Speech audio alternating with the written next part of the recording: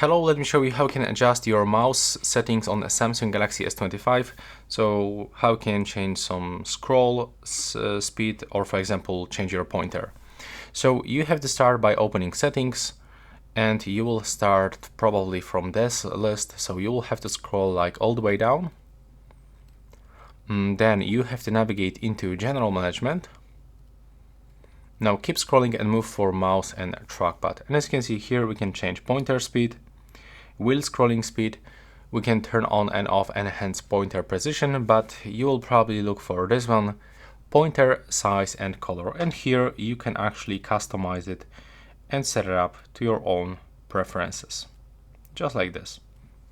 When you go back, you can also find some other options like primary mouse button, additional buttons. So you can link some features right here. You can open specific apps if you want. And yeah, that's how it actually looks.